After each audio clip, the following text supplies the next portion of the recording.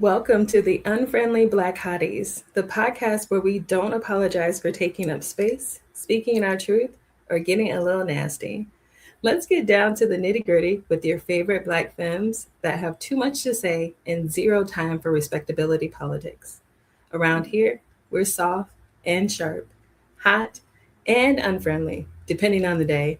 And I'm going to tell y'all right now that a lot of y'all going to be real mad by the end of this episode. So, we will be discussing our Blackness, our womanhood, and all of that fun stuff. And also, we'll be getting into the decentering of men and why we as Black women have chosen to do it or not do it, or where we are in the middle of the road of that, because this cast is full of Black women. So let's go ahead and start with our introductions. Long time no see. So let's start with Mars. Oh, hey. Listen, I have listening ears on me because I'll just pop up like, what's up? Yeah, I'm like, wait, up first? What's up? How you been? Good. For the folks out there, I'm Mars. I'm not on very often, but I liked this topic, so I was like, you know what? I better come on and learn some stuff. There you go. Sprinkle. That's why we send the calendar to everybody. That's right. Everybody gets it. Are you in? Are you out? And next we have Regina Starr. Hi. Hi. I feel like that's my It's signature a call now. and response at this point. I feel like that's my signature now. Hi, lovely ladies. How are you? Fabulous. Still Black. Still Got Black. pay taxes. Still, oh shit. You just drove us right into the.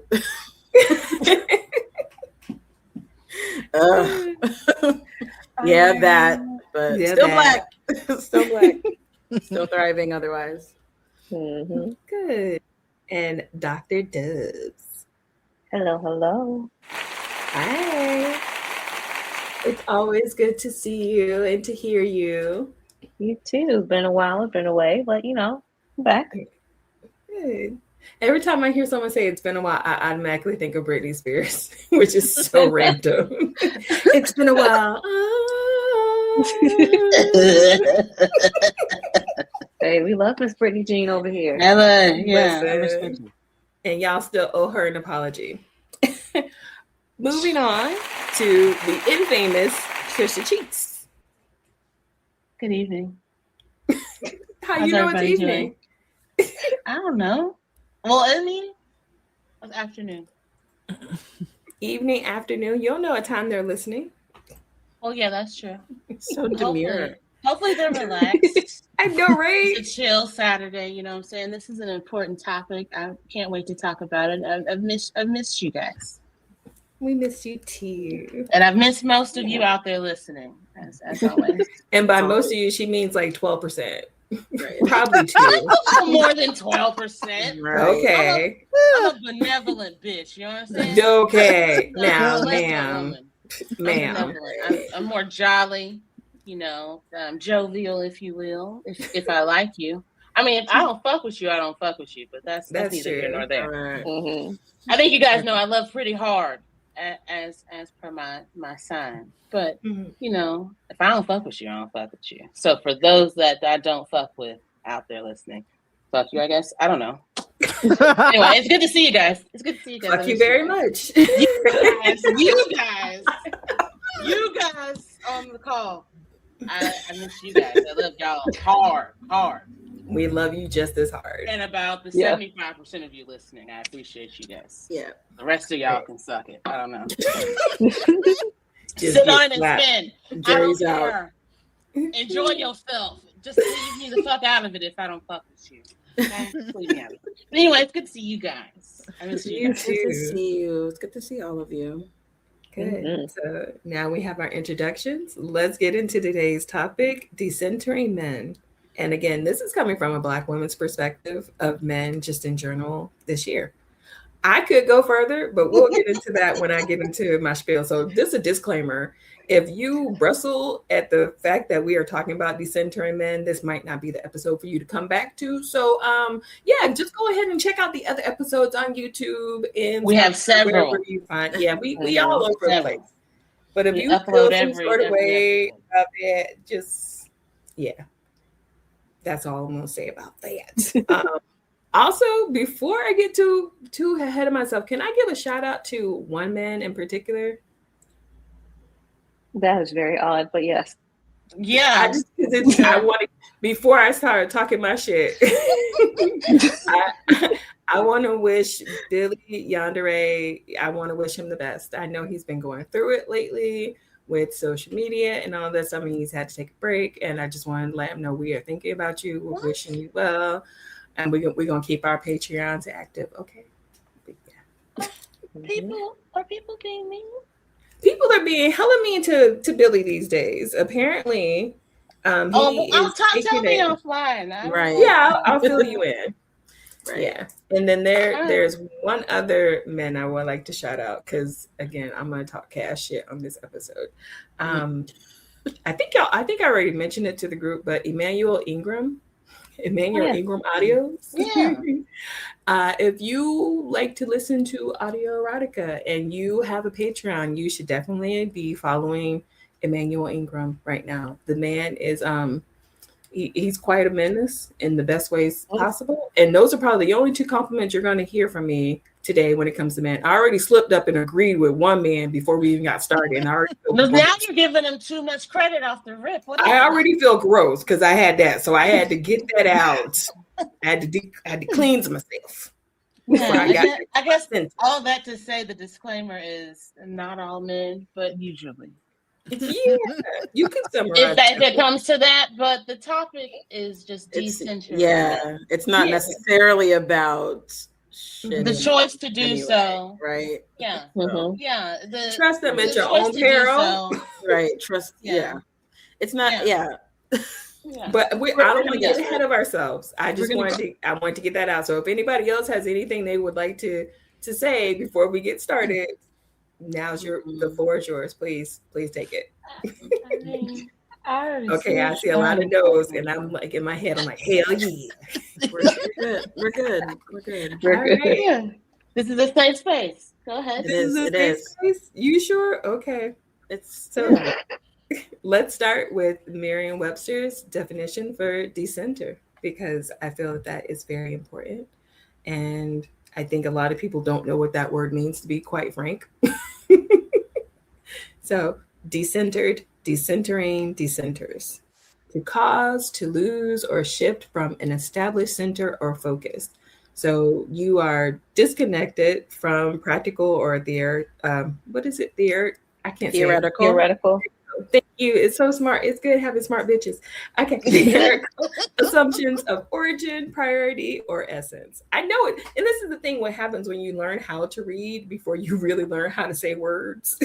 You know what words mean, but then you have to say them. And you have to say them out loud. But what do words mean? Yeah. What do you mean? Like, I know what it means. Like, what do you mean? Your vocabulary expanded. So some of these words you've already learned. That's why sometimes when you look at of, you just like stare at the word, like the sound that this makes and the word different. that I see is not that is a raggedy ass word because expanding. Some of these words are just like, I know this word. I know how to pronounce it.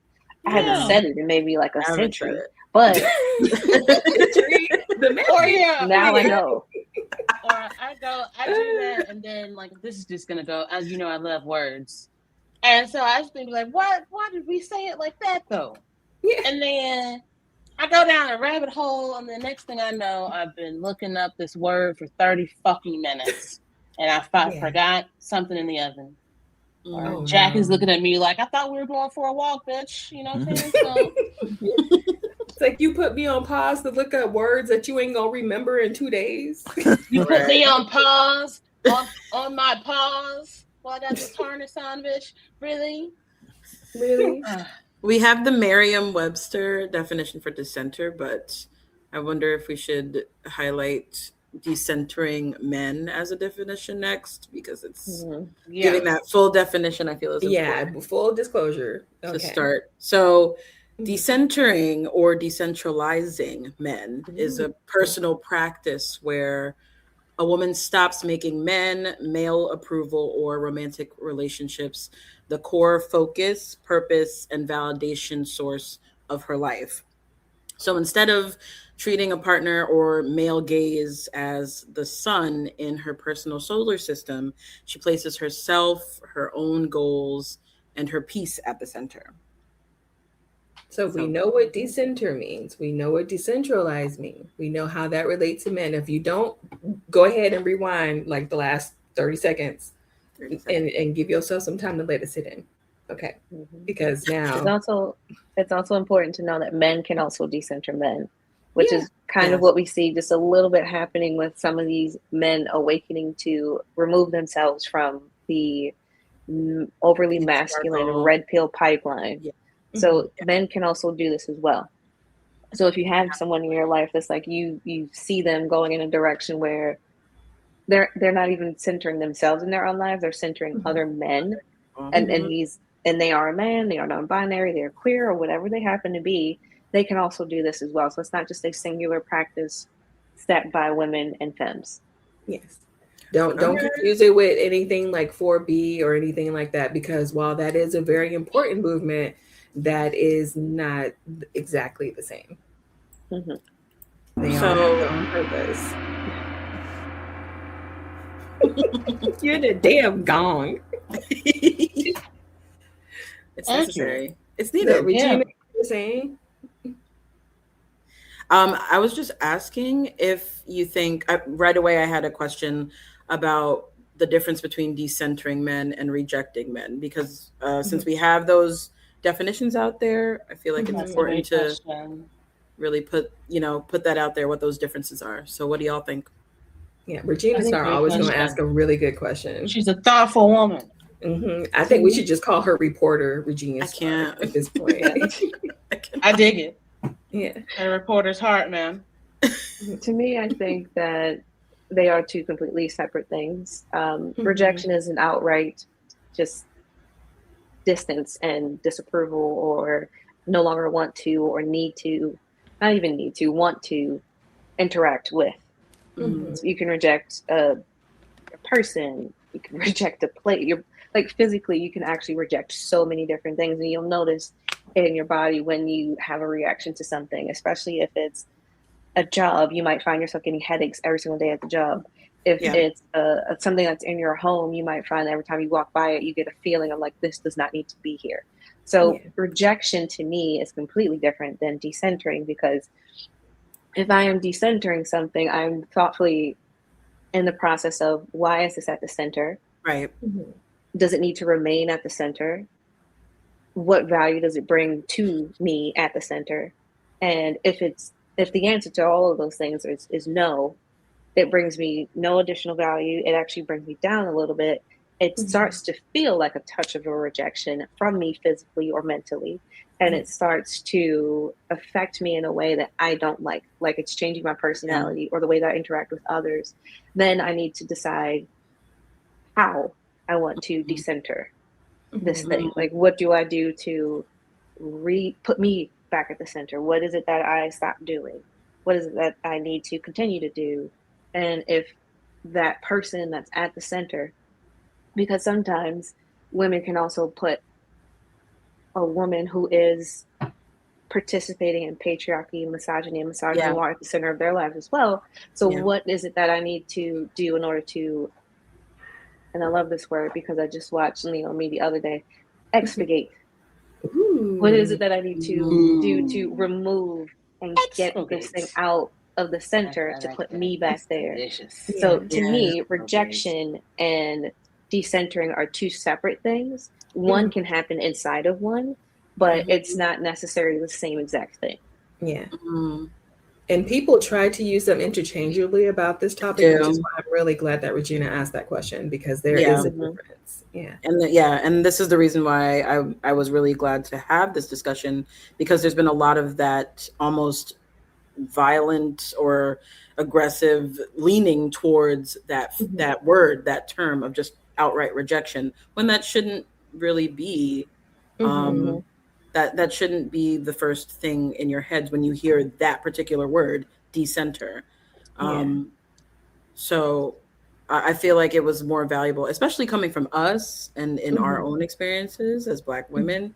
Black women in various stages of being partnered. I think it was very, sorry, not stages, classifications of being partnered. I think it was very important that we had that clear distinction between the two, and really talk about why it's important to focus on the term decenter, which is getting overlooked. Yeah. And honestly, to some degree, I think it's being used to the point where they're trying to make it like something that it's not. Like, oh, so you just decenter, man. Oh, you just don't want to participate or do anything. Yes, and you don't want to know why, which is why you're trying to make it sound ugly. Right. Like, I think a lot of people get hung up on decenter and decentering, and they think, oh, well, they see that DE at the front of the word, and they're like, oh, you must be a really negative person. Right, like right. They're trying to make it so that when you say that word, that people automatically associate it with you wanting to do something that's not good. And it's like, decentering men could honestly save your life. Yeah. But I love that the relationship between the two, because you can reject a man and still not decenter them. See it all the time. Exactly.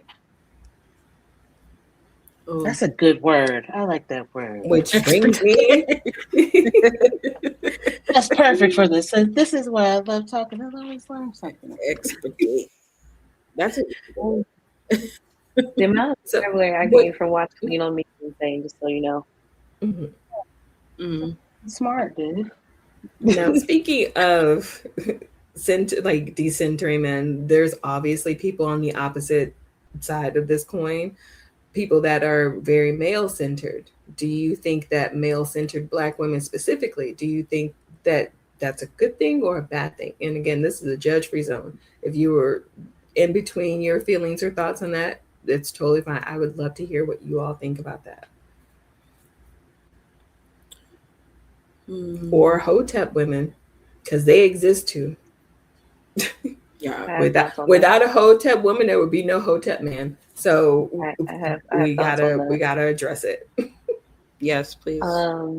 So to answer the first question, yes, male-centered Black women have not been in my life, and if they are, I communicate with them very, very little, because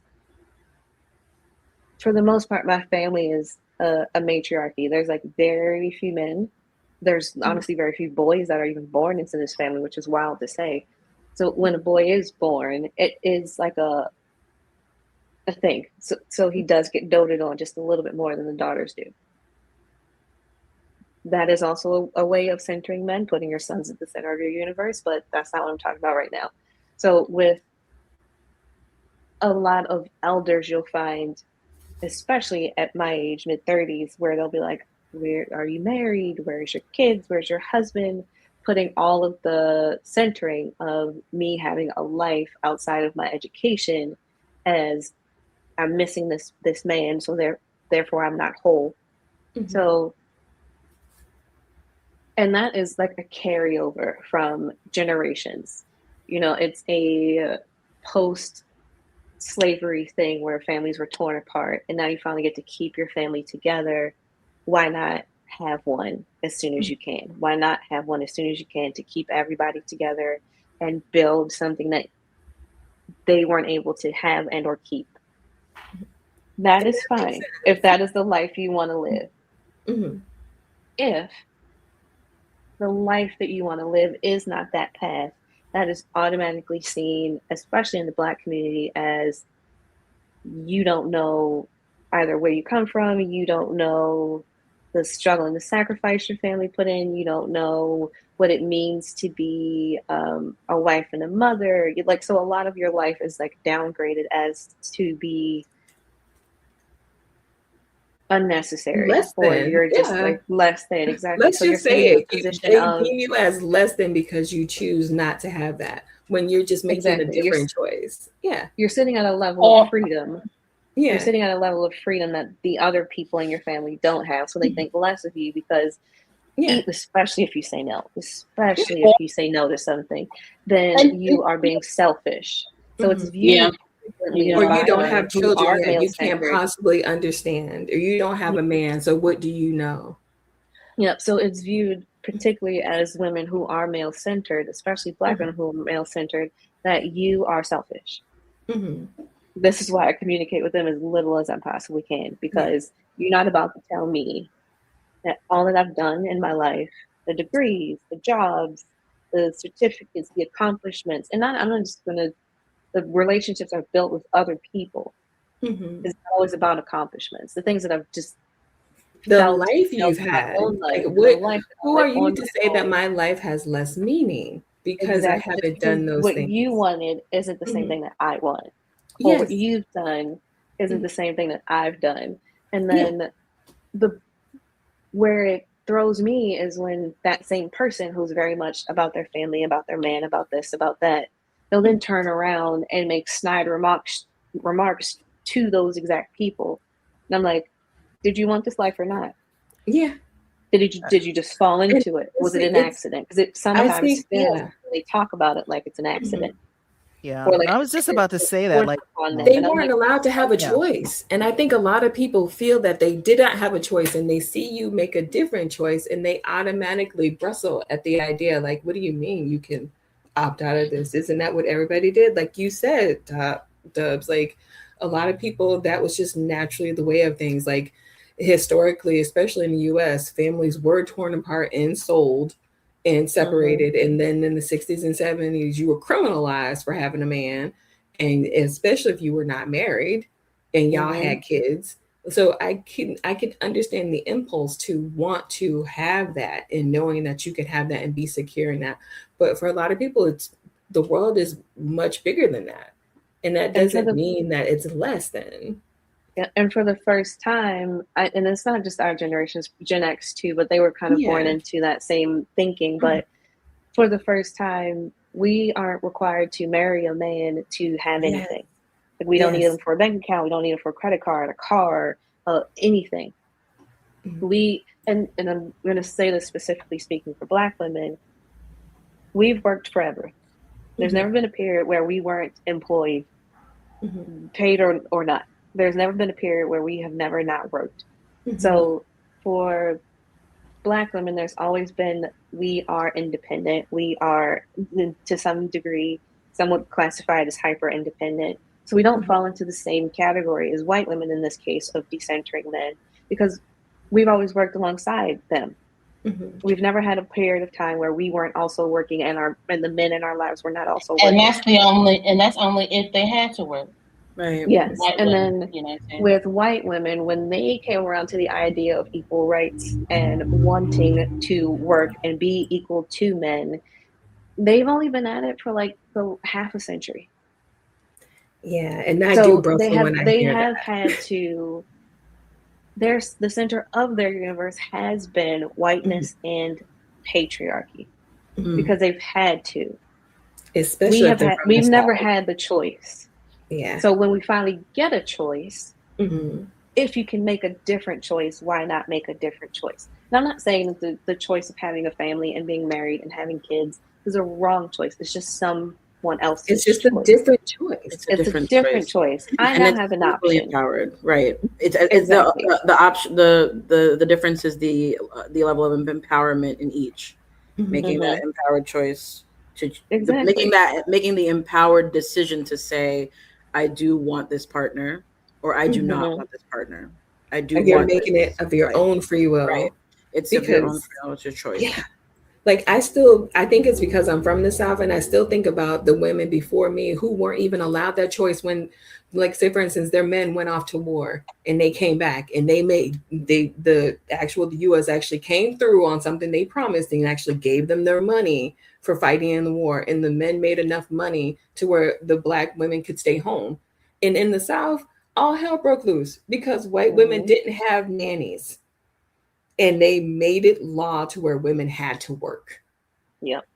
And it's things like that that just puts things in perspective for me, and it makes it easier for me to make my choice, because I know not that long ago, in fact, that I would not have been able to make that choice, and it's me choosing me.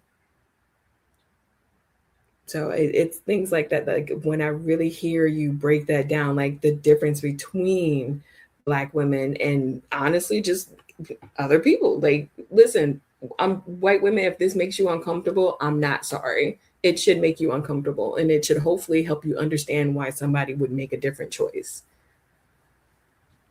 Yeah. But I'm gonna get off my soapbox for now. I will be back. So, how do we challenge those male-centered Black women without turning other Black women into our enemies? Is it like, because we don't ever want that feeling of like, you talking about pick-a-me's? Yeah, there's that pick-me-sha, you know, and so it's like, how do we challenge that, you know, and continue to for those in our community? Yeah, I honestly think it starts with the wording. Words do have power. Because they do indeed. Being called a pick me can be very. You're already going to put her on the defense. Yeah, because you're assuming she picked this. Yeah, and it might be a survival, and it might be the opposite. It could be a survival thing. It could be she was waiting for this guy who she put time and effort into to do a thing, and then it finally comes around and she's just holding on for dear life. It could be that this is just simply all she's known her whole life, and it's going to take her a while to open her eyes to the idea. But a lot of times we don't want to. She could be a man. Yeah. But for those that want to, it's going to take them time to realize, oh, I don't have to put my son at the center of my universe when I have daughters. My daughter needs my attention just as much as my son does. My daughter actually needs more attention than my son does. Because the first thing that a lot of people say to their sons, especially when they're teenagers, is don't bring no baby into this house. Okay, but there's someone's daughter at the other end of that. There's someone else's child at the other end of that who's now being told she's awful for what she did out of whatever happened. And not just because we got crap sex ed, but because women, especially Black women, are taught that our pleasure is at the bottom of the list. Right. Exactly. So for those that don't want to or are fine with the life of he controls this, he controls that, I do what I'm told, I get this, he does this, we split this, I do this. And this is what kind of makes Gabrielle Union backtracking on her statement of going 50-50 with Dwayne Wade kind of interesting and empowering, because she ended up doing the same thing. She was putting her husband at the center of things and saying, like, I've got my own money, I can do this, I can do that, but she still centered him in that conversation of we go 50-50. When he said, when he was like, I never even asked her to do that. Yeah. So she still that had to be a hard pill to swallow, and so the time it had to be for her. She had to unlearn that, like, oh, we're literal partners. I'm not just his wife. He's not just my husband. We're in this together. We've got kids. We're in this together. It's me and him and them. And that will come for a lot of women. But for those that don't want that to come to them, I feel like it's like talking to a brick wall. So it's not that I won't speak to them, and it's not that I won't say my piece, but I just know that the words are only going to go so far. You can't keep talking to somebody where the words just aren't going to get through. Right. And you're right, the words do matter. Yeah. I also feel like ultimately, as someone who has had friends like this in the past, the main way you can help them see that generally is asking them how are they prioritizing themselves. How are they taking care of themselves? Because you certainly can't pour from an empty cup. And an ungrateful man's going to exploit that. Yep. Right? On your worst days, if you see a friend doing that, and on their worst days, they are so exhausted, they'll do anything for their man. Mm-hmm. But they fuck it up, and then he mad, and then they're stressed out. Blah blah blah. And I always say, why the fuck you not letting the eating at dick all. stress you out? Why are you doing this? Why are you letting the dick stress you out? And not even good dick. Yeah, we talking bare of the bottom, cream cheese on the top. Dick. Why? My God. See, we're not I'm telling you. Like, why are you letting this dick stress you out? No dick is worth that's that. The case. No dick is worth that. I'm so sorry. It usually helps them see the light, but if they don't see it at that point, it's like Doc said, you are making a choice. That's a choice. Yeah, and for the record, I've never called a woman a pick-a-me to her face, but I've laid out the definition. Yeah, and I've said that verbatim, and they agreed with it. That's all I'm gonna say. I've often found a lot of women want to try and be so self-aware. They already know that, and they think that's what's going to ultimately work. I've known some people like that. Those friendships don't last because there's only so much saving I'm gonna want to do. And you can't save nobody that don't want to be saved. Like Brittany said. Sorry. And the thing about it is, like Doc Dub said, you have to be able to speak to them a certain way to make sure that they understand. Like, okay, especially if there's somebody coming from a point of survival where it's all they know, like it's all they've ever seen. That I can understand. I really, truly can. Because if that's how you grew up and you saw your mom held down this role and your dad held down this role, or your mom held down both roles, and that was a point of survival for you, that's ingrained in you. That's your core beliefs. And that's something that is not to be treated lightly, because you got that from your formative years. I get it. And you may now want to unlearn that behavior, and it's hard, especially if you are the first generation person to ever step out of that. It's always difficult. There's a lot of people pleasing. Definitely.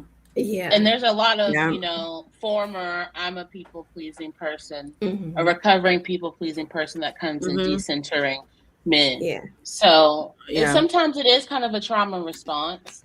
So they've got to learn how to unpack that themselves. But all of it is a teachable moment, because I know I've had to learn a lot of that in my 30s out of some bad relationships. Like when you finally get into one, you're just like, okay, we actually are a little team here.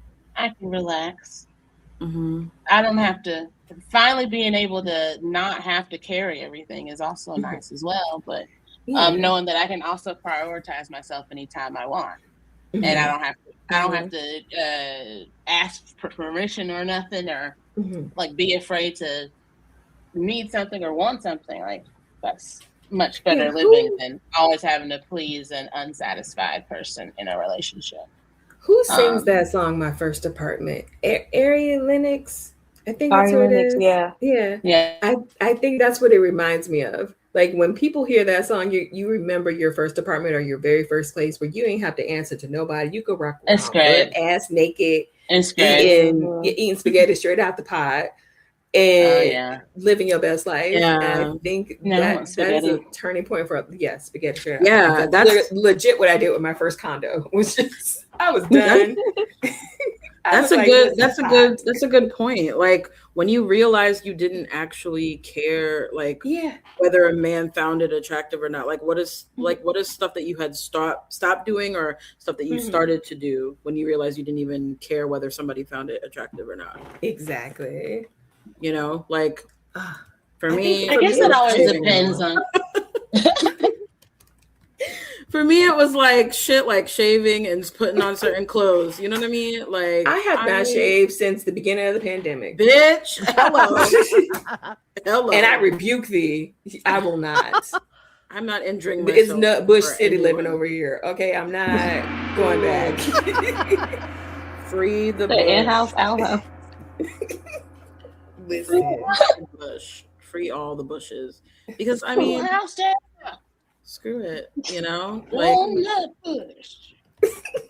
I stopped putting extra care into, because like there was this image that we all have, or that we've all been kind of like conditioned to have about the way we're supposed to move through the world, and particularly as a Black woman, and particularly as a fluffy Black woman. There was just so many things that like get shoved in our faces, right? Especially when we're younger.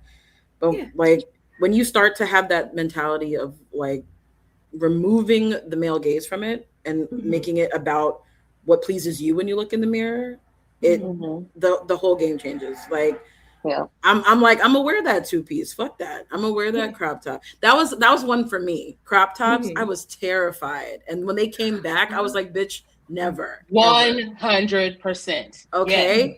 And then when I think it was I saw an ad or something like that, and a very beautiful curve, like plus size, like fat woman, but gorgeous fat Black woman with a crop top, and she had a whole fit and she had the whole thing put together. And I was like, well, fuck yeah, absolutely, and why not? Okay.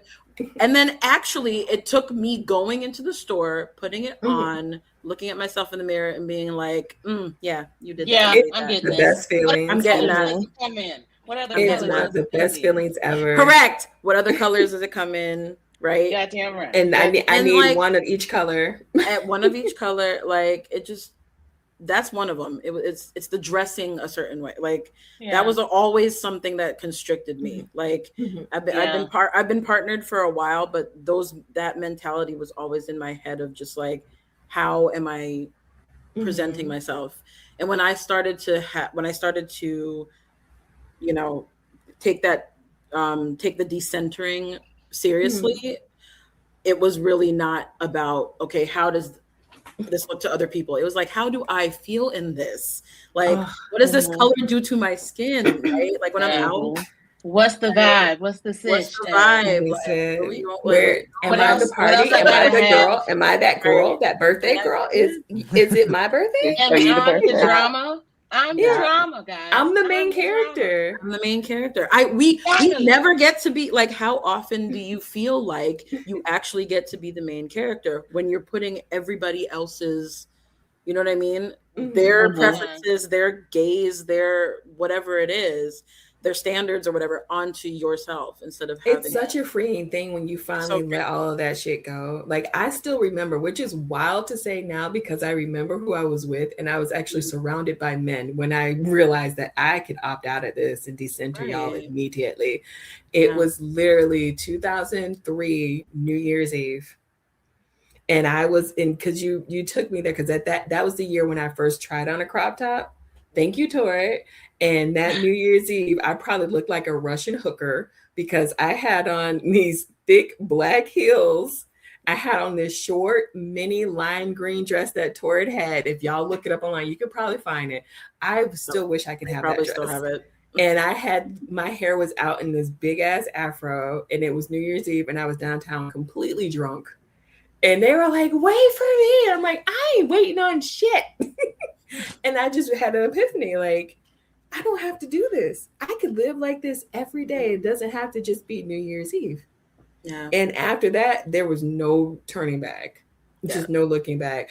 And for the people who still chose to remain in my life after I had that epiphany, y'all real ones, I will appreciate y'all to the moon and back because I'm sure that year I was nothing nice. It's Tori, and it was a tube dress. It was green. Yeah. And it was it was a lime green. It was like green. I really went there when it came to color. And to this day, I still rock the boldest of colors. Like give me give me ceruleans, give me all the bright colors. Yeah, yellows, I love this shade of green. Orange. Yeah. I want corals. Don't give me don't tell me it's yellow. What kind of yellow? Yeah. What are you looking at? Oh, I love a dandelion kind of like, and I like what is it? No, it was Golden 2XL. That's the one. You have it? That's the one.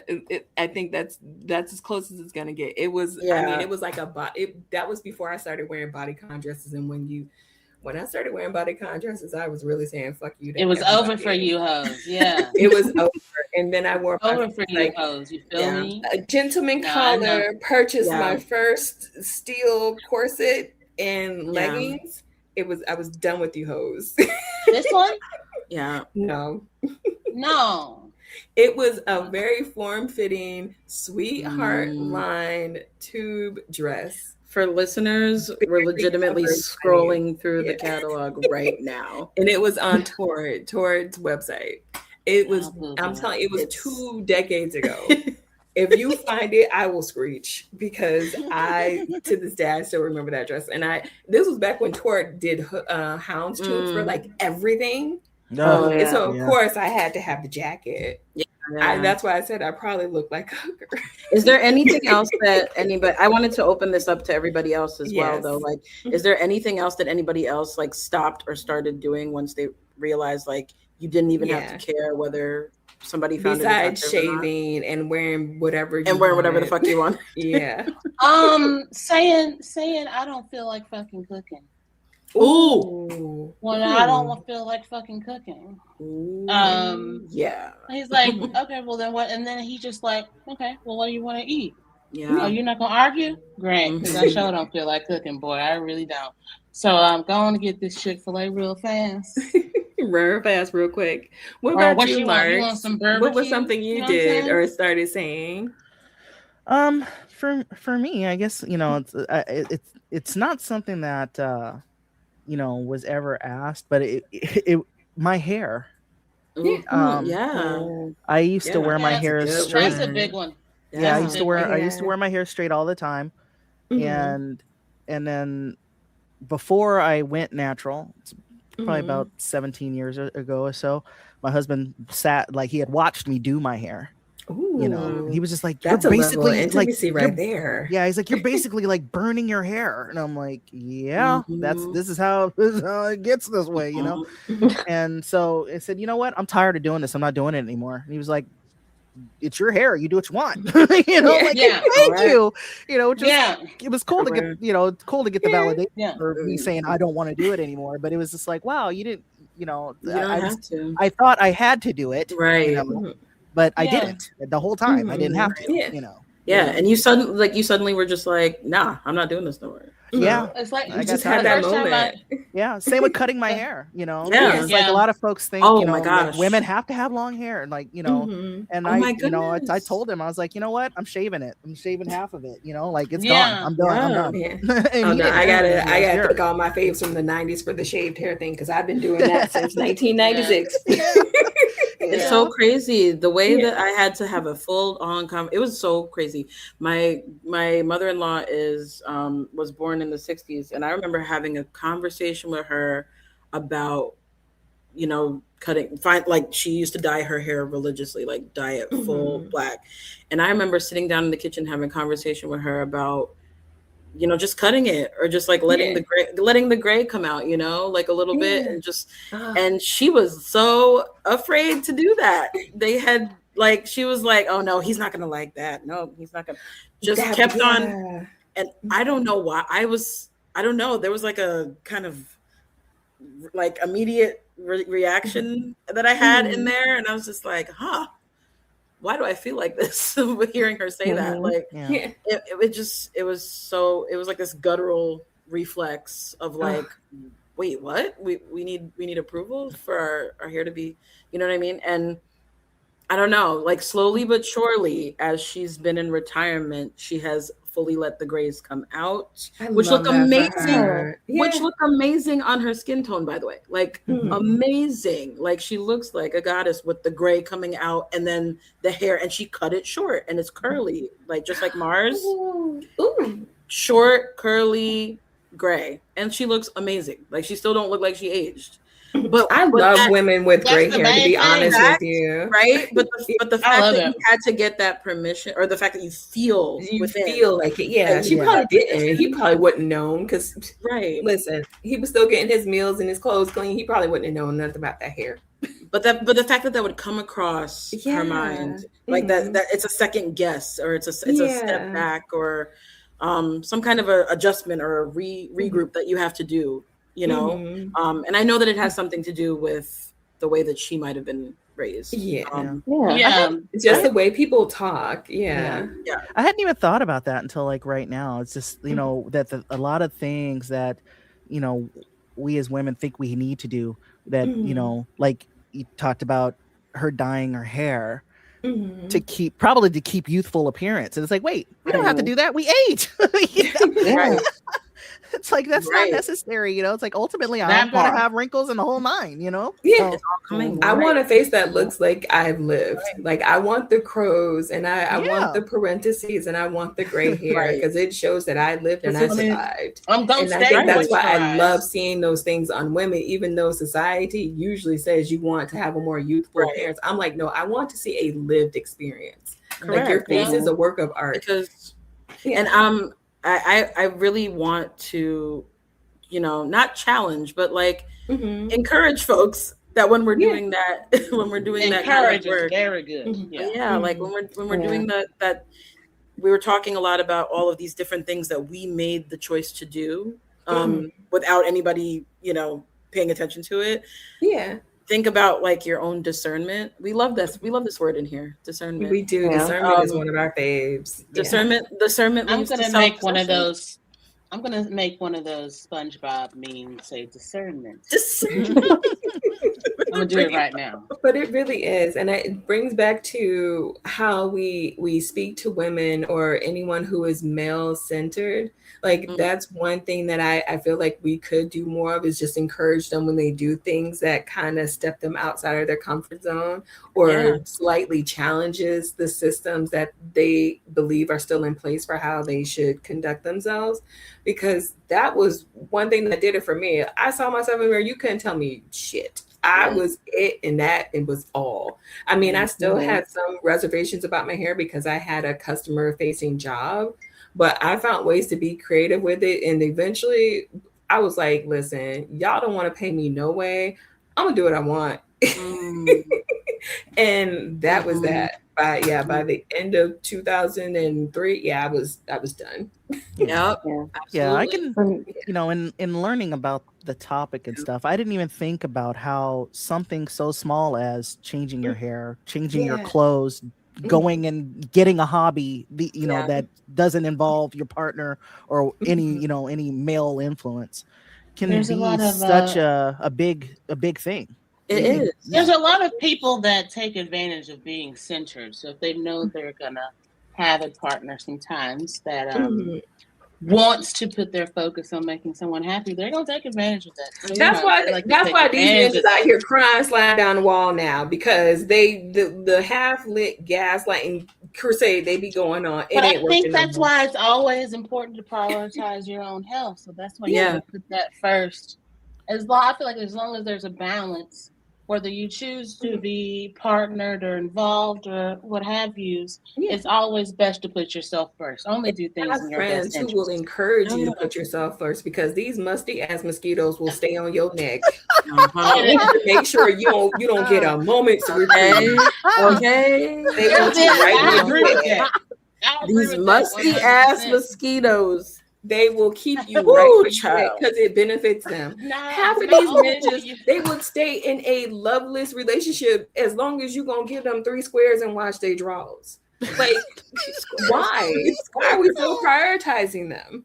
3 squares of what? A heap and help of hell. That's all they give you. Don't give you nothing but a headache, and you got to tussle with them for the paycheck to keep the lights on. Go to hell. You are in rare form today. Listen, I tried to restrain myself so we could have a civilized conversation. Hey, it's usually they need to be put on notice. They need to be put on. And y'all know this don't just apply to Black men. All y'all are all equal opportunity assholes. You know who you are. For me, it was for me it was I think I've always been militant, so that's I think you already know that. But for me, it was you are the Huey Freeman of this group. it was when I was in Girl Scouts, and this is like you were a militant Girl Scout. See, I quit when I was a brownie. I quit when I was a brownie. So brownies today are probably do completely different things than I did back in the day. But we were learning how, and my troop leader hated my guts. So that made it like twice as bad. I doubt they hated your guts. I wonder why. No. They just knew you were the revolutionary one. You were saying Yeah. Ma'am. Everybody hates someone telling the truth. I was Anyway, raised go to ahead. ask questions, so I'm not about to sit here and just do. Why I So gotta sell these cookies? in- Sell your own damn in- cookies. see, now I was okay. See, the hustler Where's in me my was okay cut? with selling cookies. The Where's hustler. my The cut, problem bitch? I had, the Oh, problem you I just gonna had give me a was the pass very stick? strict. The problem I had was the very strict gender roles. Mm. This particular troop leader was very much male centered. Mm. We only did what she considered girly things. And now brownies back then, you were like 5, 6, 7 years old. Yeah. So y'all Now they go have like in. daisies, which are like little kids. Yeah. So Mhm. I was like in between the ages of 5 and 7 years old when I was with this lady. I could not stand her. Oh. Why do I need to know how to make a bed? I know how to make a bed. Make a bed. Why do I like? It was a whole bunch of stuff, and I was just like, look, I don't want to do this. My brother's out here At fishing. 5 through 7. Right. He's building. I he's was building pissed about that too. boxcars. Right. He's going camping. Yeah. And I told my mom, I said, I'm not doing Girl Scouts no more. And I told her why. She confronted my troop leader. She said, okay, you out of Girl Scouts. What you going to do now? I said, I saw this flyer for this thing called 4-H. Ooh. I ended up in 4-H. 4-H was fun And as then- fuck, dude. And then I ended up from that in Future Farmers of America. And then after that, I was playing sports. So Yeah. I was like, look, there's certain things that I know I'm going to do as a girl. Fine, Mhm. whatever. Yeah. But I'm going to ask a question before I do it. Right. And making a bed, for trash. both parties sleeps in Making it. a Why is bed. that just your responsibility? At Yeah. My brother will take out the trash. My grandmother left my brother to take out the trash. She'll ask me to wash the entire dishes in the sink. He'll get $20. I'll get $5. I'm gonna do the dishes. Where's the Tell me injustice? how he gets. Tell me Right. how he gets That's- $20 that's from an bringing that bag of egregious- trash Mm. from That is an the backyard egregious- to the front yard. That's an I'll egregious do the interpersonal dishes. pay And this is disparity. why That this is is why I fine. inconvenience men at every opportunity, because you got to start That's out of early order. and you got to start often, because a crap like that, how come y'all both couldn't get $10 and call it a day? No. That's not how she Especially for Wow. something that he probably only had to do once a week, but you got to wash dishes every night. So See, it started. And go to very bed with a dirty quickly, and kitchen. it was If you really a question can. of it's a always a question of why why are we doing that? Right. Yeah. can't he also do this? Right. My mom taught him how to cook on purpose. Mm-hmm. Yeah. He burned boiled eggs. Yep. She said, "You're not Weaponized incompetence. messing up no more eggs in my house. You gonna sit here I and actually think learn how to do this? Pay attention." I think another way we do this is when we say things like, well, some people will say, especially in the South, like, well, that's the type of shit a man is supposed to do. Men do that by saying what other men should be doing, but they're not doing it. Yep. And so where are you getting this idea from? Mm. Look, if I want to cut my grass myself, I'm gonna fucking do it. I'm a It's just goddamn dude. wild to me, because I grew up in a house, Yeah, you feel men were me? pretty much, I avoided men because I didn't really see them coming up. So I already knew that Right. women could do everything. Like I grew up in a single, basically the mama had me, daddy was gone, still don't know who he is. I had a community of aunties and grannies and cousins, and that was it. Like I did not see a constant, like, continuous stream of men in the house. So I saw women managing the bills, teaching me how to count my money, why they had to go to work, why I had to go to school, the whole gamut. I saw that up until like, I want to say until the 8th grade. Mhm. So that was all I knew. So to me, like, I think that's why I still struggle with the concept of needing a man in the house when I grew up in an environment where that was not the case. Like, I clearly, logically, it did not make sense to me when people say you need a man in the house. What the fuck you mean? Because I had aunties and they made sure that I had 3 squares and the state didn't come get me because I didn't go to school. Like, I had what I needed. It wasn't the best of things, but it was what I needed. And then, I mean, by the time I started high school, I could work for myself. Like, that was adulthood in a nutshell for me. So when people say things like that, it's like, oh, well, he doesn't know how to do that because, you know, men don't do that. What do you mean? He gonna starve if he with me? Because I'm gonna come home and I'm gonna do the same thing he trying to do, relax and do nothing. So what you gonna do? You didn't get nothing to eat before you came in this house? Oh, well, you gonna starve. Or don't come at me sideways talking about, oh, well, my mama didn't make it like this. You want your mama's cooking? That's what you need to be. Yeah, there's Yeah, it's about putting it into focus, I think, Yeah. ultimately. Yeah. Like this mouth is listen, it's ready to eat for everyone. Y'all all can get this. I was talking shit at 12, 16, 18 to this day. I don't know. That's why you can't keep a man. I don't want one. Now what? What you gonna say? So how do we break out of that? Yeah. How do we, you know, I mean, I know we talked about like, you know, the first steps with, you know, like your clothing or hair or things like that, but it's like, you know, I know this doesn't just only apply to romantic relationships. It also would apply to friendship too, wouldn't your it? friendships. Yeah, absolutely. Some of Absolutely. my guy friends, they would say like, you a little harsh, you a little mean, you can't help me with this one. When have you helped me? I felt like early on I treated relationships very transactional, including friendships, and it took me a very long time to realize like, okay, maybe I am going a little hard in the paint just because he has a penis. That's not his fault. Like, Yeah. So I think it comes with actions. Like I really do. Words are important, but actions also matter too because they show who you are as a person. So you have to show up for your friends. And I think if you are in the type of friendships that you want, because a lot of people will be acquaintances with people and call it friendship, and it's not actually friendship. Yeah. Because it's like like Whips just said, it's either slightly transactional or it's a once in a while, hey, how you doing? Yeah. When Very it's like casual. this person you want to keep in your life, then it's more of a how are we showing up for each other? Can I check you? Because can you check me? Can I be honest? Yes. Did I say something that you were like, and I turned to you and was like, was I wrong for that? And you're like, yeah, you were. Can you do that? Can we do that for each other?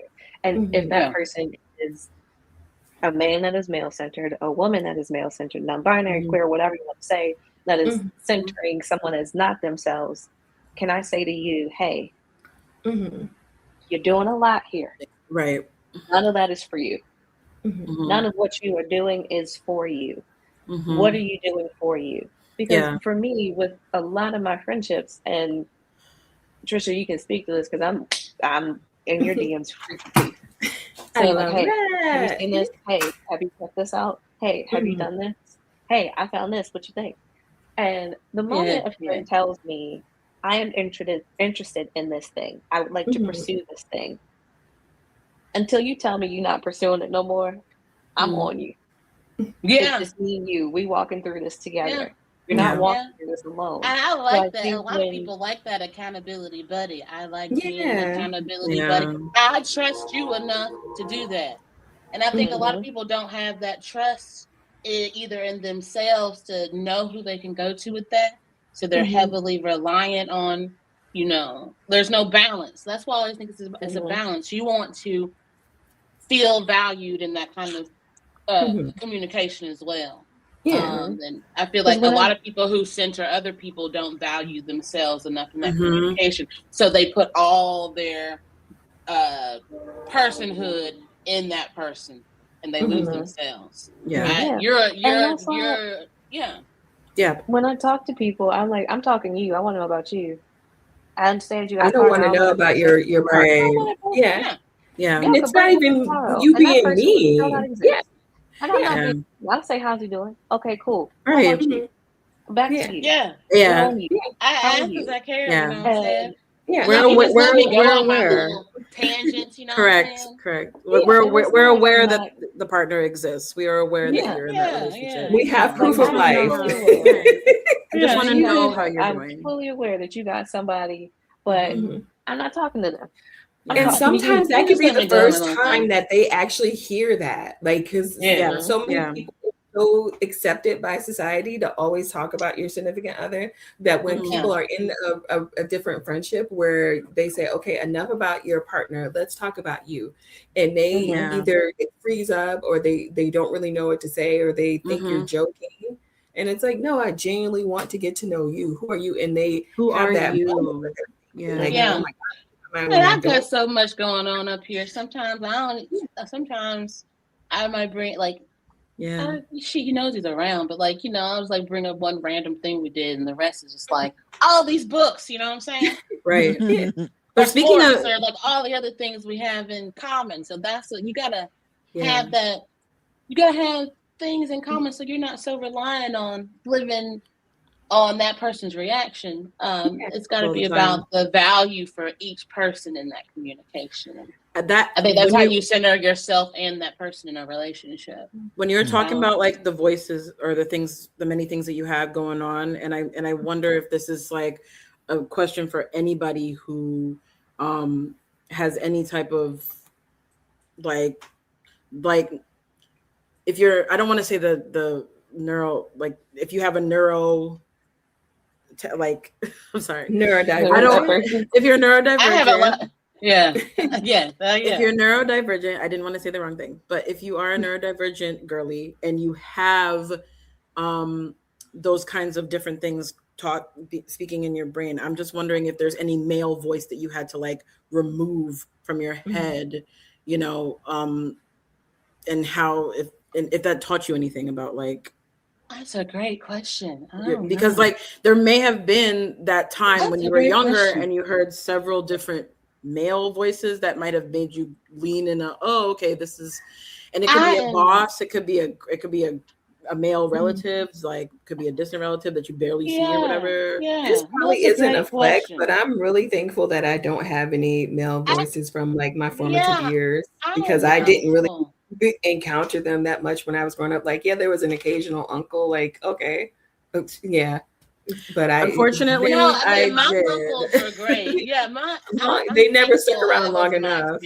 My daddy wasn't shit, so I did have to unlearn that, because one time when I was a child, he told me like, if I keep eating like that, I'm going to be as big as the house. I had to unpack that one.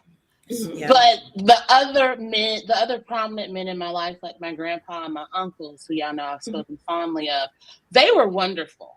So, unfortunately, my first bully were women, and that's a whole other conversation. That's another podcast. I've had a lot of jealous female cousins. Yeah, I want to say we've gotten better now, but like, I think there was always this era of they thought I was weird, or they thought that I thought I was better than them, and I was a very insecure child anyway, so I was always afraid to be made to look stupid. So a lot of that's a great question, because I think a lot of the negative male voices, they didn't come from my family. They came from like boys I was like, and not even friends, but like, someone was just picking on me. Like my school bullies were boys, because I think chicks were afraid of me. The same. I had male bullies, and then I love my father dearly, but he's not from the States, so there was a lot of misogyny. Very cultural. It was culturally based, and so there was a lot of that I had to deal with. There was a lot of talking about my appearance, or talking about my teeth, or talking about certain things like that when I was younger, because I used to like do self-soothing things like sucking my lip and things like that, and he would be afraid that if I did too much of that, my teeth would get too big, and then my partner wouldn't want to be with me anymore. Lord. She told me shit like that, like stop doing that. But it's like, again, self-soothing, right? So, I was a little kid. So, and the more he said it, the more you needed to self-soothe. The more I had to self-soothe. Amen. Yep.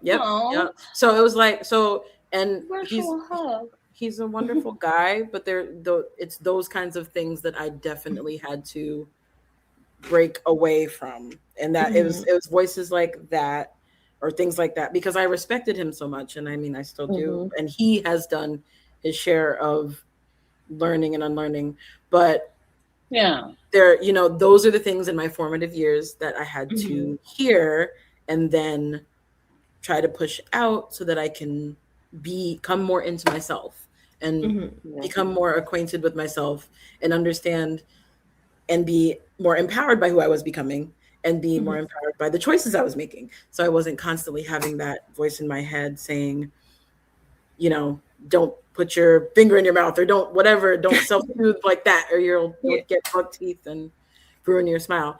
Which, by the way, my dentist still says is the best fucking smile they've ever seen. So, hallelujah. I mean, look, I can't see for shit, but teeth is elite.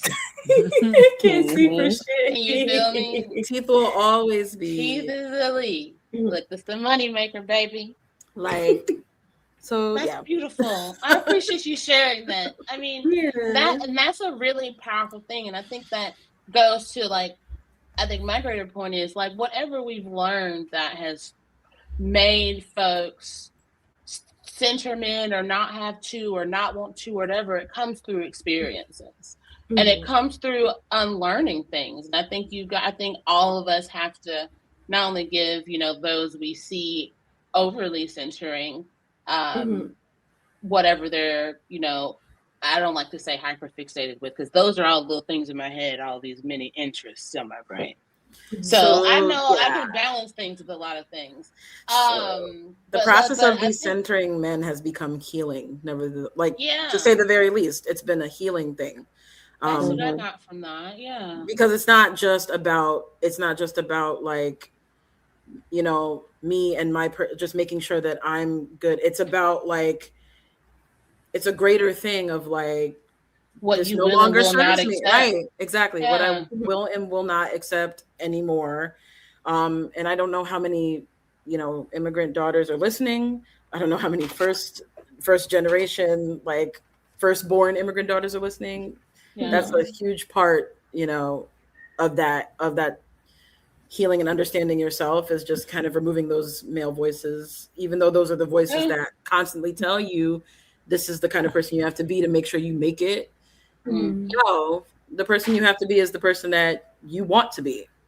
Period. And if you are any of those girls, if you are a first gen, or if you have a lot of male influences in your life, I hope that you listen to this episode and you take the questions that we're asking and ask your friends, ask your group of women or whoever it is that you talk to, because I think this is part of the reason why I really wanted to have this conversation.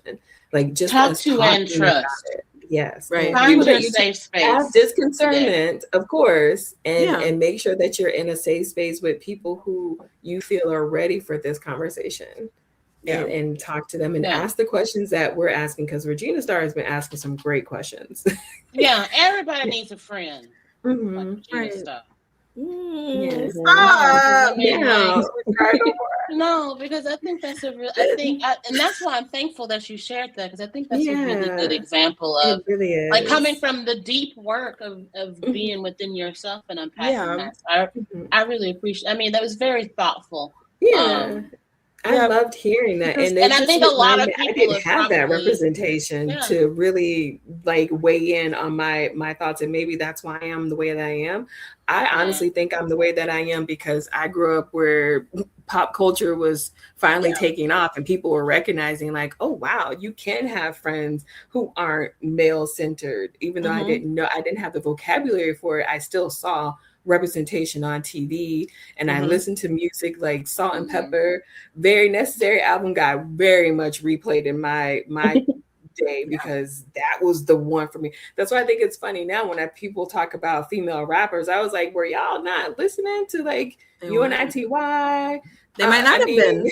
They may not have been. That's they the probably problem. weren't. Or they weren't. They're confused. Yeah. I was or they weren't empowered to do it. They may have had like families who didn't want them to. MC Light, were y'all not like y'all did not have the same access to music that I did? It's wild. Some people generally didn't. Yeah, some people are afraid of black radio, girl. And I have to remind myself all the time, because people catch me singing word for word Meg Thee Stallion and Gorilla, and they're like, "Oh, how can you listen to this filth?" And I was like, "You think this is nasty? I got some albums for you." Who are these people? Who are these people? Clearly, y'all have never heard a single song by Bessie Smith, because Bessie Smith was saying stuff. Bessie Smith was the OG. She made Regina Howard look like an after-school special. I feel like I was reincarnated. Come on. But this is the importance. This is the importance of having like community. Like community is so important. When you have like community and you have people in your life who can hold you accountable, the pick-me-shas and the whole step nonsense. Hey.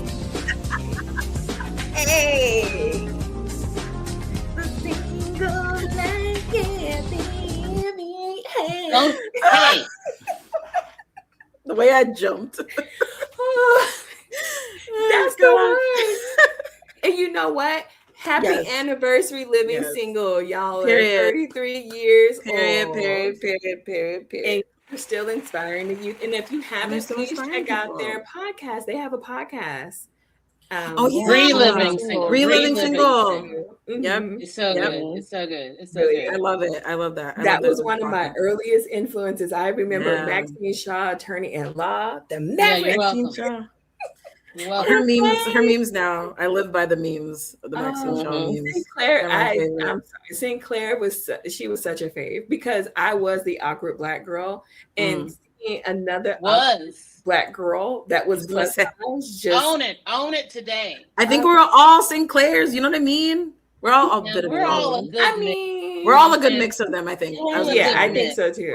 We're all a mix of them. Because I wish I had Regina's fashion sense. I really do. And wig collection. If wigs weren't so goddamn itchy, dog. Wigs so goddamn itchy, dog. I'd wear them too, dog. Back then they were itchy, but nowadays they just too expensive. A bitch sweats. If you want a good one, it's always Maxine Shaw for me though. Regina was not wearing nobody's synthetic. Nope. Maxine was not wearing nobody's synthetic. I remember when I first put my first braided bob in though. Hell yeah. Hell yeah. I'm gonna watch a couple episodes after we. You can tell me nothing because listen, not enough. I'm always rewatching Living Single.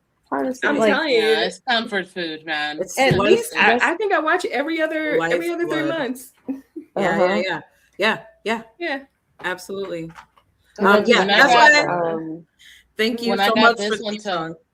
Yeah, when I got this one to start watching the reruns with me, and he was like actually giggling at him. I was like, he's the one.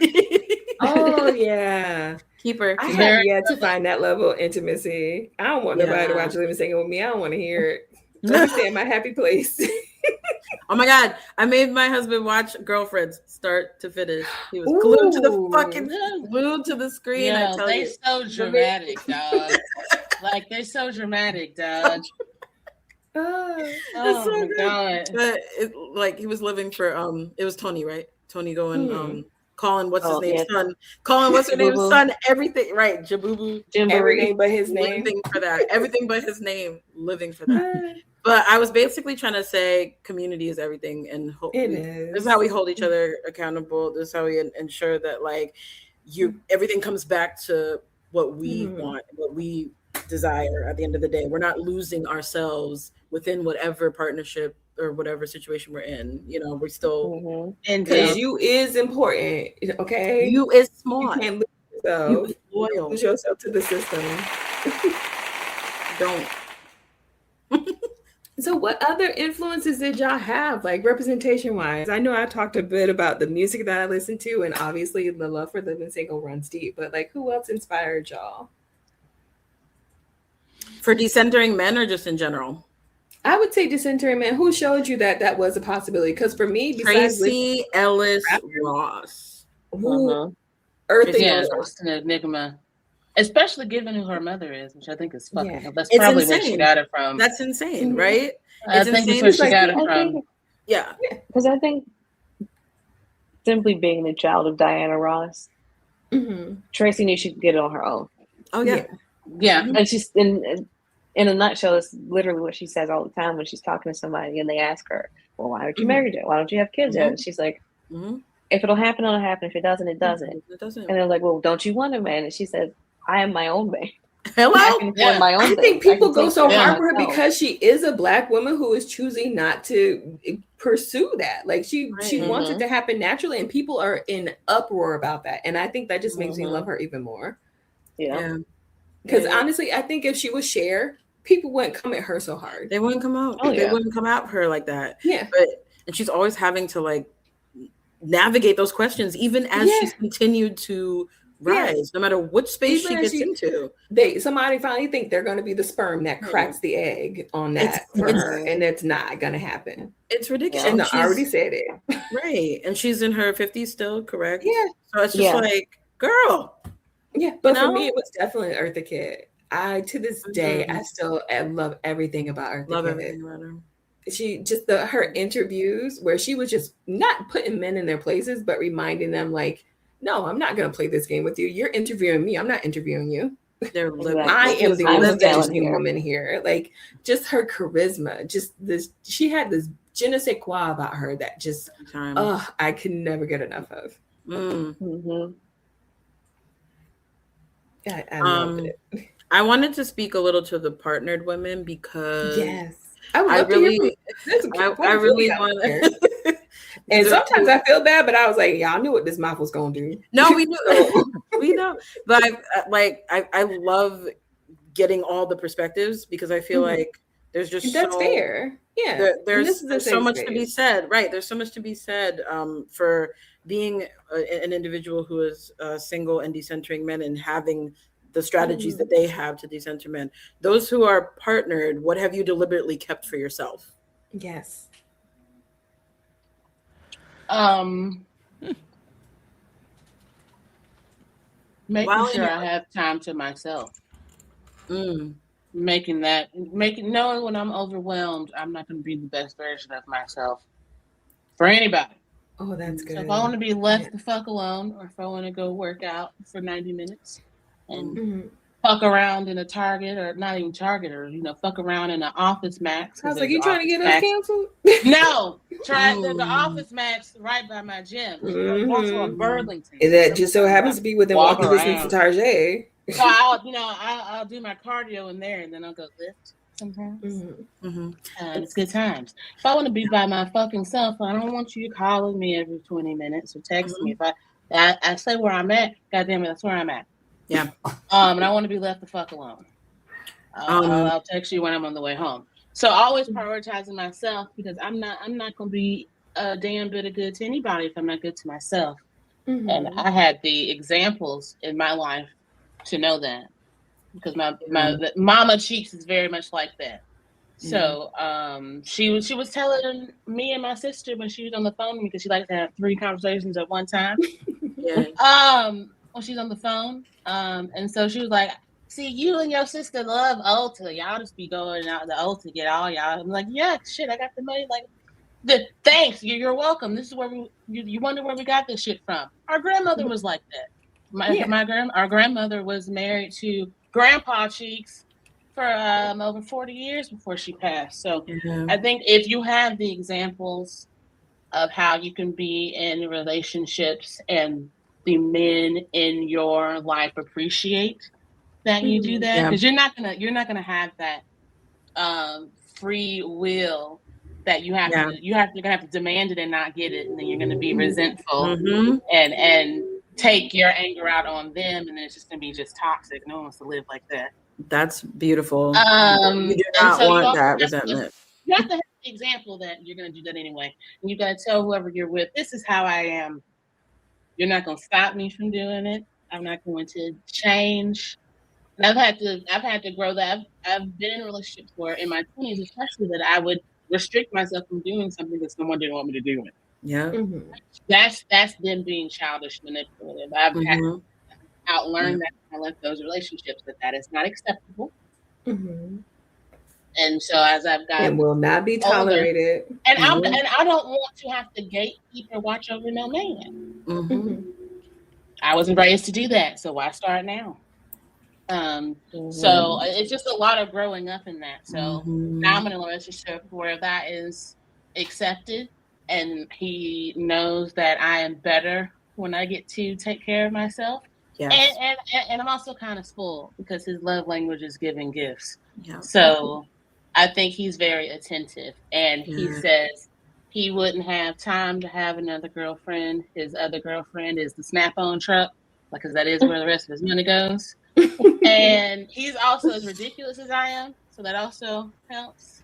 Yeah. And he's just a good dude. So he's like, and plus you have too many personalities for me to real want to date it. Like, you're great. And so he's like, every day is an adventure. He's like, every day is an adventure. You make life more enjoyable for me. I love that. So I think you also have to find people who are worthy of that energy, because everybody ain't worthy of that energy. No. Right. So not to monopolize this time, but Mars, did you have any input on that?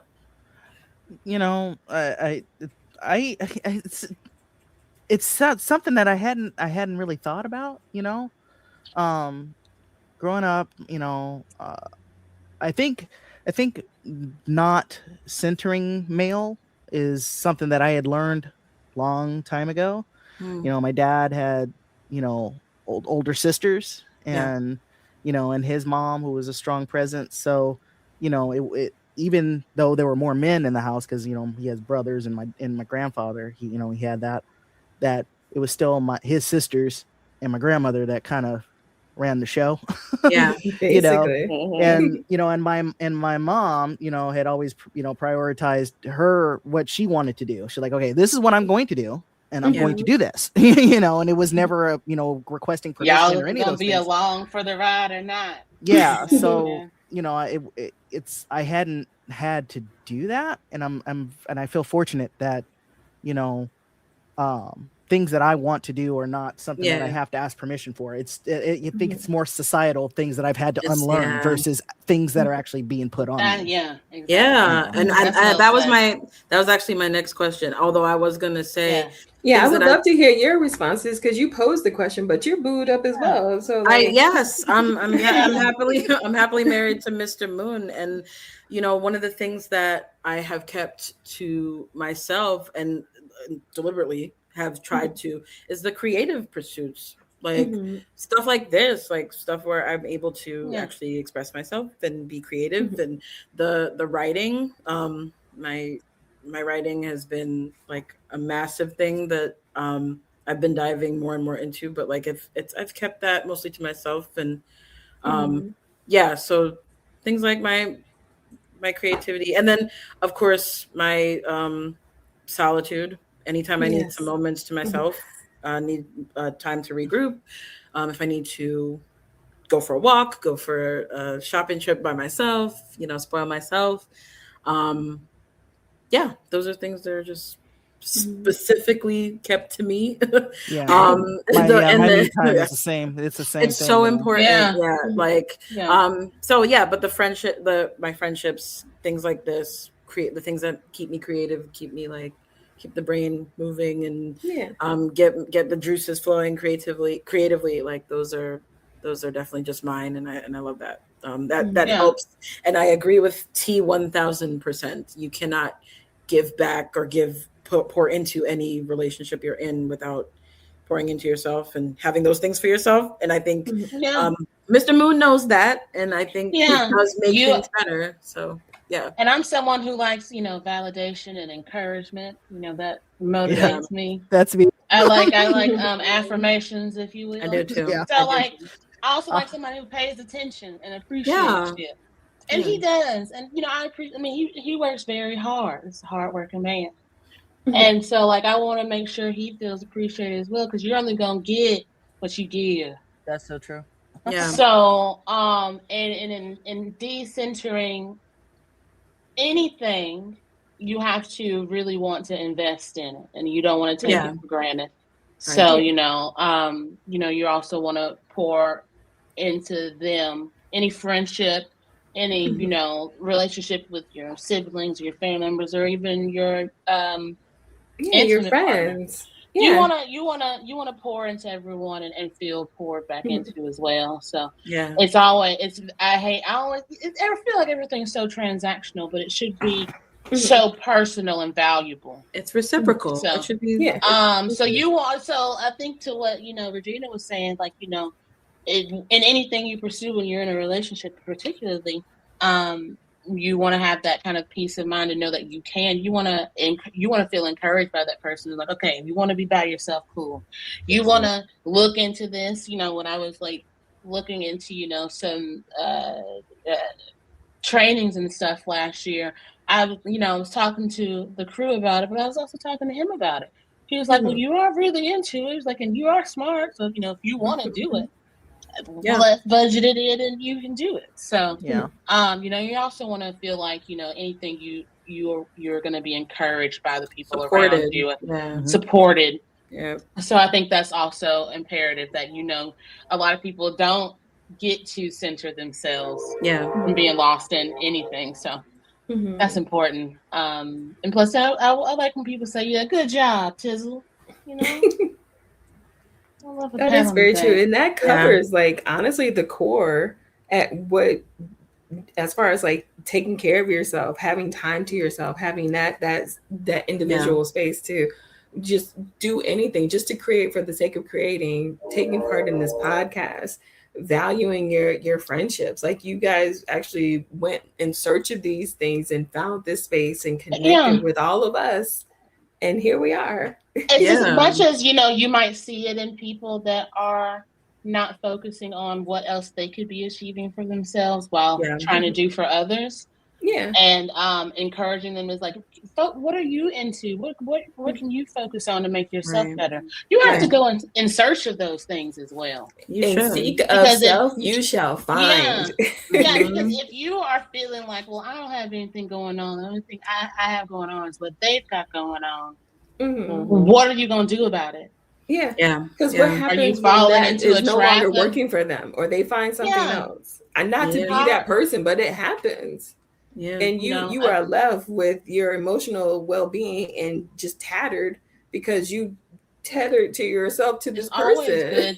It's always good to have if not just a deep personal interest. Oh, yeah. The dog's in here. It could be what is it? Calligraphy, where you learn to write with like script. It could be coloring. It could be contemporary. There you go. Calligraphy. You know, I always wanted to try it, and I can never. I love it so much. It's been so funny. I love it.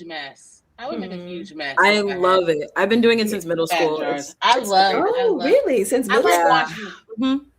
Yeah, it's one of those. I watch a lot of British miniseries, and I've always see people doing. I'm like, I'm gonna learn how to do that one day. It's one of those things where I love, and I to this day, whenever I can on a card, I'm writing in cursive. Like I just love to.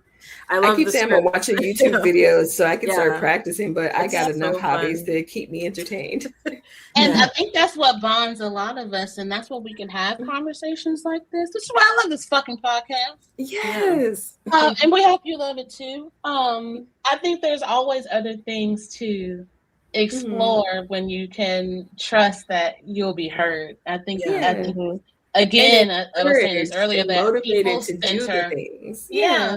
People center or get lost in other relationships or friendships or what have you because they don't feel like they have anything else to explore. And so I think it's really up to seek it out, to unlearn. Like, if this isn't working for me anymore, what do I need to figure out? And a lot of people feel like they have to be good at things in order to have those things in their lives, and you don't. I stay in a lot of bad relationships. I suck at baking, but I love doing it. It's fun. And I love to dance, even though I know I can't dance. I have rhythm, but I can't move. You got the rhythms in the groove. It's in my heart. It's in my heart. The groove is in the heart. You also listen to that song because it is not my feet. But I do it. I still do it anyway. And don't let me get started. I will have my own concert in my own room, complete stage and all. No, sometimes I'll be doing that and I forget how this is usually when I'm a little elevated, if you will. And so I'll have my cans on, and then Diesel will come out. Hey babe. You're not a colonial life, okay? You're not at the arena.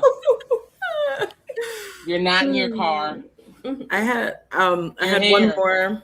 I had one more partnered women question because I love hearing these. I just wanted to know just what either you're actively working on or what you've already done, and if anybody, this could be for anybody, if you have ever been in a partnered, in a relationship, like what you've been unlearning, right? What you've had to, or not had to, but like what you've been trying to or attempting to unlearn in that area when it comes to being a good wife or good partner, good girlfriend. What were some things that you unlearned or actively trying to unlearn, or that I can focus, the boot up crew, that I can focus on myself, that was, and like I said, it's one of those things that it was not required, it's something up here, but in recent months, or at least in the last year or so, I've been focusing more on, prioritizing, my health and mental well-being, just because you get so focused on family and your job and everything else, you kind of forget to take care of yourself. Yeah. And so that's something that I've had to really kind of like, hey, you got to do for you. Don't forget, if I'm not here, then nobody's else doing it. You know what I mean? Right. So, Yeah. Right. Yeah.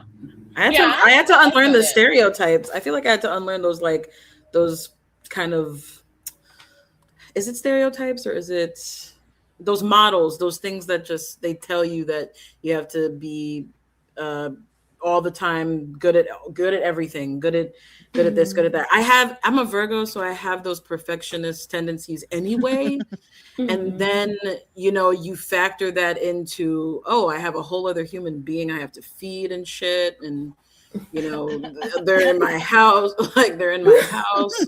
They're like, so it's just this whole thing of like, oh, wait, I have to pull up all the way and take care of myself and take care of him and take care of, like, feeling like I have to manage and take care of everything. That was like a major unlearning thing for me. Like the letting go of like every single thing has to be managed all the time. I feel like the making sure that the partnership aspect takes precedent. It's not just like one person doing like all of the handling of, or all the juggling of balls, or all the, oh God, sorry, wrong. All the juggling. That's what she said. Right. Yes, no. There's not all this stuff that I gotta do, bending over backwards. Oh God, horrible terminology again. That's what she said. I love this. Easy. I'm not doing it all by myself, basically. Done. Good. That's what she said. Love it. That's it. I was like, let her go, she's cooking. No. Yeah. Oh, sorry. man. But thank you guys for being so forthcoming with those answers. No, dude. Thank you for asking the questions, because I was like, I don't know nothing about the babe community. You asked the best questions, dude. I just wanted everybody to feel represented in this Yeah, and Decentering we Men need to hear conversation. both perspectives. We can't just hear from the Plan B crew, aka me. Some of us are. I get in that. No. How dare you? How dare you, Team Moreno over here? Oh Lord! Listen, Not to violate any HIPAAs or nothing. You know what I'm saying? HIPAA, allegedly. Allegedly, sprinkle allegedly all over the. Some of us. What the fuck? But, team access to contraception. You feel me? Listen, team access to birth control. I will happily donate to Planned Parenthood at Planned Parenthood every day. Fight me, dog. Listen, I'm y'all here for should be everyone to having have no the children. right and the choice. Mm-hmm. If that's what you want, you want 5 kids from Carl on the corner, you go right ahead. I don't know how y'all gonna do it. Not Cornerstone Carl. What about Carl Winslow? He was a good dad. He was, and he was also fictional. Moving on. It's the bigger love.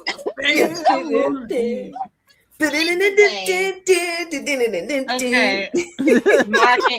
Marking 133. She said, I'm sick of you.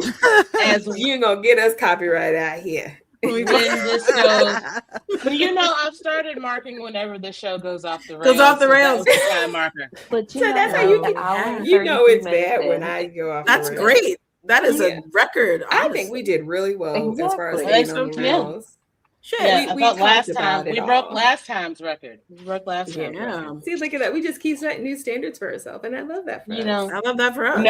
Nobody sets the bar higher than Black women. Amen. There That it is is. very true. Amen. Yes. And so before we go, I would love for everyone to just kind of summarize what did you learn from today's episode? What did you hold dear from this episode? Besides me and my antics.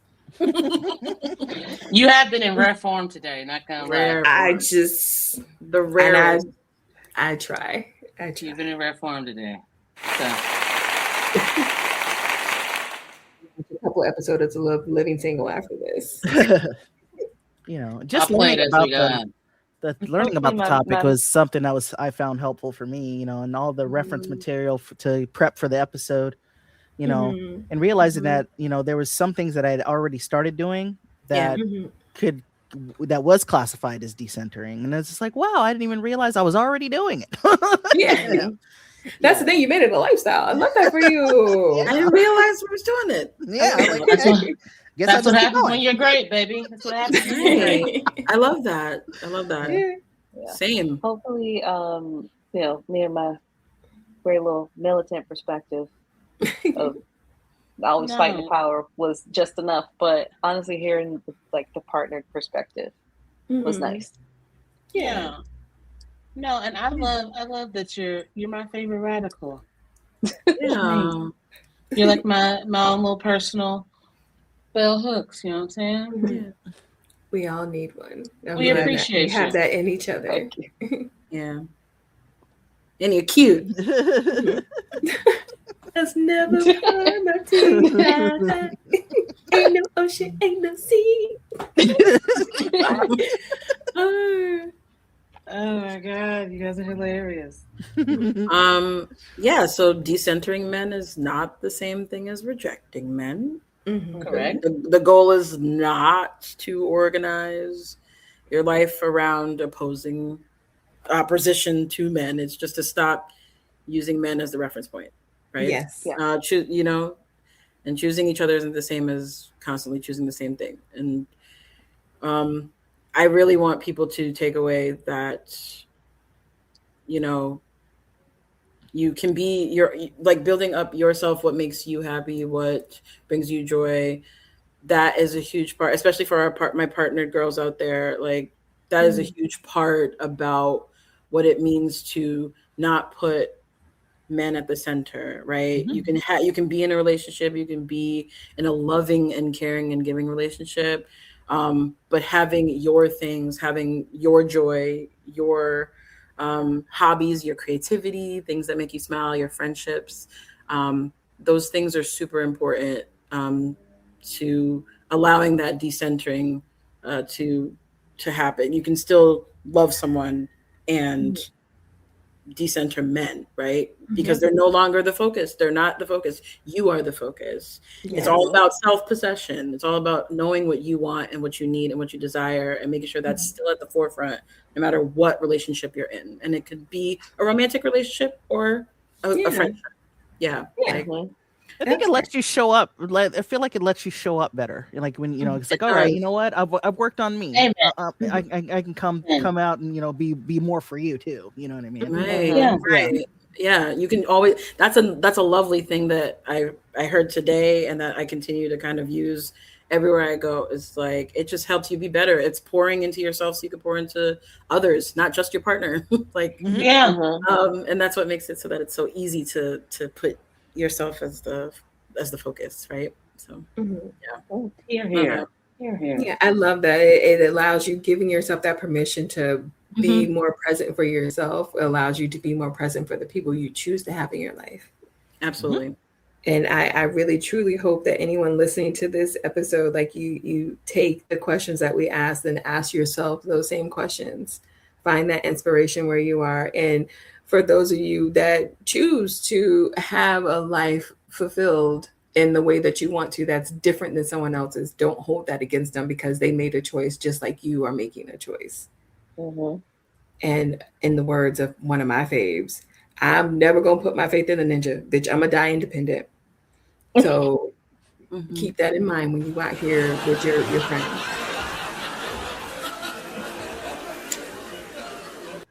But yeah, decentering men, it just becomes a part of your life at some point. And if that works for you, that works for you. If you realize it doesn't, I'm not going to hold it against you. I just want you to know that you have the choice to opt out. You have the choice. Don't let anyone tell you otherwise. That's been a big one too today. Your choice, your discernment. Very, very big. There are a lot of people out here right now legislating and lobbying to take away your choice. Don't let them don't let them do that for you. Midterms is coming up, people. Midterms is coming up. Lord. And if you say it's not that deep, I'm gonna remind you, like I do every other episode, it is that deep. Always that deep. Always and forever. That's So what this she was a said. great episode. This was a great episode. As always, y'all can find us on all the social medias. We would love to hear from y'all. Please leave us comments, especially over on YouTube, Instagram. I mean, Blue Sky. Yeah, Blue Sky. We're on Blue Sky, right? Okay. We're over there sometimes. Yeah. Yeah, we cut up over there sometimes, and be on the Sometimes. lookout because our team makes incredible memes after each episode. Memes. Yeah, so I hope you guys enjoyed, and thank you again for listening to this episode. Ooh, this was a good one, y'all. I feel good. I feel great. Yeah. You were in rare form, baby. This is All of y'all were in rare form. I'm just glad we could have a conversation with the Booed Up crew and the Plan B crew. I'm glad we could meet in one space. And we have merch. Yeah. Oh, no. We forever got merch. That list about 11 pages long. Now we gotta name the Plan B we're gonna put on the shirt. We'll do that off air. Yeah. I don't think Meg the Stallion. I think she might want some of that change. So, right. Yeah. Well, thank you guys again. Our next episode. What are we talking about next episode? I'm very curious. You guys wanted to do a ramble yap games. Yeah, I think that'll be fun. the trope games. Yeah, I want to do that one. Yeah, The trope bracket. Oh yeah, we gotta do the trope bracket. That's our bracket. The trope bracket. Yeah. I hope we get more hotties for that one though. That would be dope. That would be really fun. Okay, yeah. I think that'd be great. The ramble yap games. All right, yeah, that's gonna be good. Some of us gonna be fighting for our lives, and we will be fighting. We already know the third act breakup people are. I'm gonna have to get some trees on this one. This is gonna have to get some trees. It's gonna be like the Black Girl podcast equivalent of Black Cookout with spades. It's gonna be great. Yeah, I'm gonna. Thanks for the heads up. I will get my booze ready. I think that was so it's gonna be wasted with whips. We're gonna have to make some promises to each other so we don't fall out now. So accountability. Listen, we will not accountability. So let's not get too fucked up. That's true. We'll save that for the symposium or whatever. Symposium. Retreat. I don't know why I said symposium, but retreat. Where did symposium come from? I'm dying. The Black Hotties conference. The one in Scotland, or I mean, that's the dream destination, is it not? For so many reasons. Love y'all. I love you guys. Look, love when we guys. do have we'll go see some wrestling. It'll be good. Yeah. Okay. I've never seen it live. That's gonna be fun. It's fun. Okay. All right. Take your word for it. Up close and sweaty. All right. All hearts and minds clear. All hearts and minds clear. It's clear. It is so ordered. You and that gamble. Yeah, man. It's the best thing I've bought in a long time. Right.